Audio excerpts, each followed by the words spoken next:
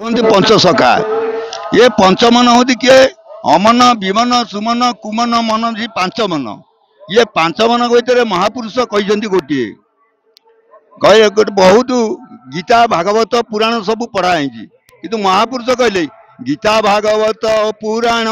ଚାରି ବେଦ ପୁଛିଲି, ତୋ ବିନୁ ଅନ୍ୟ ଗତି ନାହିଁ, ତୀର୍ଥ ବ୍ରତ ଲୋଡ଼ିଲି। ମହାପୁରୁଷ କହିଛନ୍ତି ଯେ ତୀର୍ଥ ବ୍ରତ କଲେ କିଛି ନାହିଁ, କି ଯେତେ ଗୀତା ଭାଗବତ ପଢିଲେ ମଧ୍ୟ କିଛି ନାହିଁ। ତାହେଲେ କୋଉଠି ଅଛି ନା ଗୁରୁ ଶବଦ କୃଷ୍ଣ ବ୍ରହ୍ମ ଜ୍ଞାନ କହିଲ କର୍ଣ୍ଣ, ସତ୍ୟ ଶାନ୍ତି ଦୟା କ୍ଷମାକୁ ହେତୁ ଚୈତନ୍ୟ ମନ। ତେଣୁ ଯେଉଁଠାରେ ସତ୍ୟ, ଶାନ୍ତି, ଦୟା, କ୍ଷମା ଏ ଚାରି ଜଣ ଯାହା ପାଖରେ ଅଛି, ବା ଚାରିଟା ଭାବ ଯାହା ପାଖରେ ଅଛି, ଚାରିଟା ମନ ଯାହା ପାଖରେ ଅଛି, ଯେ ଏ ଚାରିଟା ଦିଗକୁ ଯିଏ ଫଳ କରିଛି ବା ଯାହାକୁ ଆଦର୍ଶକୁ ଯିଏ ରକ୍ଷା କରିପାରିଛି, ସେ ହଉଛି ପ୍ରକୃତ ଭଗବାନଙ୍କ ସ୍ୱରୂପ। ସେଇ ପଞ୍ଚସଖା ମଧ୍ୟ ଏଇ ପଞ୍ଚସଖା ସ୍ୱରୂପରେ ଇଏ ମର୍ତ୍ତ୍ୟମଣ୍ଡଳ ଅବତାର ହେଇଛନ୍ତି ବା ଆସୁଛନ୍ତି। ତେଣୁ କୃଷ୍ଣ ବ୍ରହ୍ମଜ୍ଞାନ କହିଲ କର୍ଣ୍ଣ, ସତ୍ୟ ଶାନ୍ତି ଦୟା କ୍ଷମାକୁ ହେତୁ ଚେତନ। ୟ ପରଲୋକ ବୋଲନ୍ତି ଗତ ପରତେତନୁ, ତ୍ରିଗୁଣ ଅର୍ଘ ତିମିରକୁ ସନ୍ଥ ଦର୍ଶନ ମାନୁ। ପ୍ରଭୁ କହିଲେ ତ୍ରିଗୁଣ ଅର୍ଘ। ତ୍ରିଗୁଣ କହିଲେ କଣ? ମତ୍ସ୍ୟ, ମଦର୍ପ ବା ହିଂସା, ତମ, କାମ, କ୍ରୋଧ, ଏ ସବୁ ମିଶିକି ତିନିଟି ଗୁଣ। ଇଏ ତିନି ଗୁଣରୁ ଯିଏ ରକ୍ଷା କରିବ ସିଏ କେବେ ହେଲେ ସାଧୁ ହେଇପାରିବନି। ଅହଂ ଭାବ, ଗର୍ବ ଏବଂ ଯଦି ମୁକାର ଭାବ ଥାଏ ତାହେଲେ ସେ ସାଧୁ ହେଇପାରିବନି, କାରଣ ସେ ଜିନିଷଟା ସେ ତିନିଟା ଗୁଣ ସେ ଛାଡି ପାରିନି। ଏ ତିନି ଗୁଣରୁ ଯେ ଉର୍ଦ୍ଧ୍ୱରେ ରହିବ, ସତ୍ୟ ଶାନ୍ତି ଦୟା କ୍ଷମା, ଇଏ ଚାରି ଜଣକୁ ଯେ ଅଧିକାର କରିପାରିବ, ये चारि गुण को अधिकार कर ये चारि गुण जार शरीर गढ़ा थी से हूँ प्रकृत साधु बा बाबाजी से ही पार। तेणु प्रभु कहले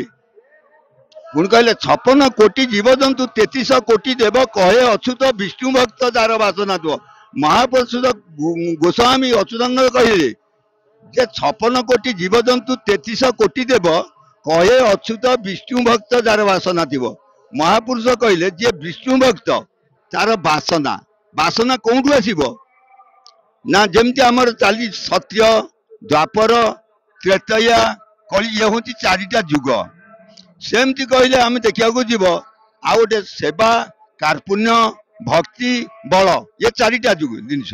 ये चारिटा जन बर्तमान गोटे सत्य जुग चली जाइए सेवा जुग सत्य तापर कार्पुण्य भाव पड़े त्रेतया जुगरे एवं भक्ति भाव पड़े द्वापर जुगरे वर्तमान अच्छी कली जुग कलिजुग घोर कलिजुग घोर चली कला जुग तार्थ बल जुग। वर्तमान ये चारि जुगर बल हूँ सर्वोच्च श्रेष्ठ बल। ये बल जुग केवल गोटे जिनस पारि तार अन्य कौन बाट नहीं एकमात्र भक्ति एवं भाव एवं तार सहनिक। जो मान भक्ति भाव नहीं ये भाव को से जापर नहीं ये कथा जापर नहीं कहीं ना पूर्व वासना कौन जिते से भागवत महापुरुष जगन्नाथ कहती माता पिता दुही कर जुगाल बेले मुद्रित होइला ब्रह्म पद्मर फूले। माता पिता जार माता पिता सुकृतु पुत्र हुए सुखी पुत्र जब सुखी हुए कुल धर्म रखी। तेणु माता पिता जुगल अर्थात पिता माता जो जुगल टाइम जिते ब्रह्मबिंदु खसी जो माता गर्भे रही से समयटा निर्णय करी तार ठीक समय थाए से ठीक प्रभु भक्ति भाव थाए प्रभु नाम हृदय थी जदि से करे से पुत्र निश्चिंत पाखे कौन हम ना पाखे कला थी। तेणु 56 कोटी जीवजंतु 33 कोटी देव कहे अच्युत विष्णु भक्त जार वासना यही वासना पूर्व बोले क्या जमती सूर्य उदय होती सी हूँ पूर्व आम देख सूर्य उदय हेले सेमती जो माता गर्भ पिलाटी रहा सी हूँ तार से पूर्व दिग से हूँ उदय होती उदय समय जार समय ठीक थी जे ठीक समय तार पितामाता जुगल थी से निश्चिंत सुपुत्र हम से ज्ञानी हम से यही पंचशाखा भली नाम कीर्तन कर जगत को उद्धार करवा आनंद एक बार हरि बोल।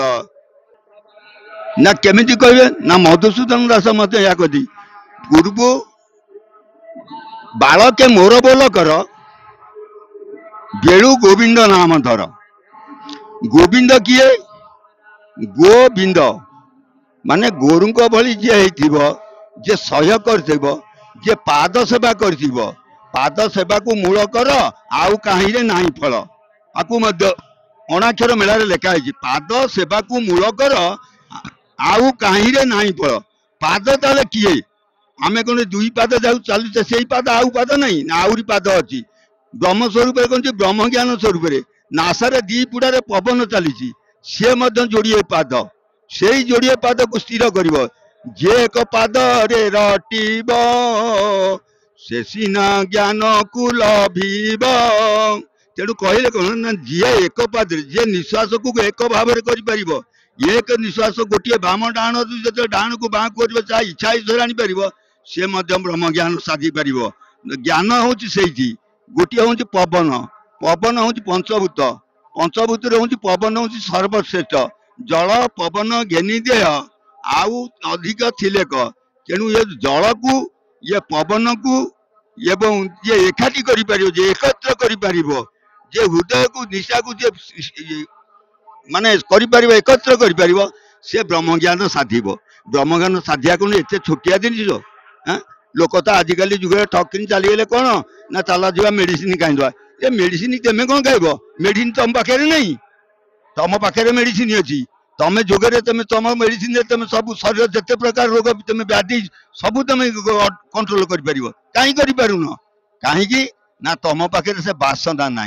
से जन्म समयटा तुम ठीक नथिला से बाप माँ ठीक समय तुमको मान जुगल समयटा ठीक नथिला से नक्षत्र ठीक नथिला तेणु बासना तुम पाखे नथिला तेणु बासना आनिया को हेले गोटे जिनस हूँ कर्म को करी आगुसार तो कर्म रे समस्त प्रकार तेणु कर्म हूँ वीर कर्म हूँ कौन गोटे कुकर्म गोटे सुकर्म तेणु कुकर्म कले कौन हम ना कुलांगार पुत्र जन्म हम सुकर्म कले कौन हम गोटे सुपुत्र जन्म हम तेणु से सुपुत्रटी कौन हम जो सुप्रति तार बासना रे जगत को उद्धार कर भक्त मान को उद्धार कर संसार को उद्धार कर आनंद कबार हरि बोल